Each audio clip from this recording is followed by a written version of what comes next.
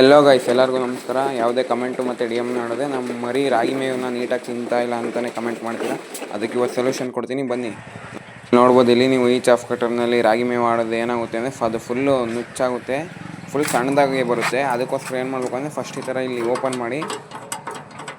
ಈ ಥರ ಓಪನ್ ಆದಮೇಲೆ ನೋಡ್ಬೋದು ಇಲ್ಲಿ ನಾವು ಆಲ್ರೆಡಿ 2 ಬ್ಲೇಡ್ನ ತೆಗೆದುಬಿಟ್ಟಿದ್ದೀವಿ. ಯಾಕೆಂದರೆ ಫುಲ್ ಸಣ್ಣದಾಗಿ ಬೀಳುತ್ತೆ. ಸಣ್ಣದಾಗಿ ಬೀಳೋದ್ರಿಂದ ಏನಾಗುತ್ತೆ ಅಂದರೆ ಮರಿಗಳಿಗೆ ನೀಟಾಗಿ ಮೇವು ಸಿಗೋಲ್ಲ ಬಾಯಿಗೆ, ಅವಾಗ ಅವು ತಿನ್ನೋದು ಕಮ್ಮಿ ಮಾಡುತ್ತೆ.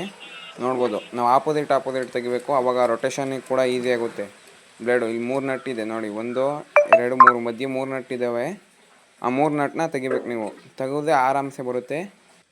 ಮತ್ತು ಮೇಯ್ನ್ ಥಿಂಗ್ ಏನಂದರೆ ನೀವು ಆಪೋಸಿಟ್ ಇರೋ ಬ್ಲೇಡ್ಗಳನ್ನೇ ತೆಗಿಬೇಕು, ಪಕ್ಕದಲ್ಲಿರೋದನ್ನೇ ತೆಗಿಬಾರ್ದು. ನೋಡ್ಬೋದು ನಾವು ಆಪೋಸಿಟ್ ಇರೋದು ತೆಗೆದಿದ್ದೀವಿ.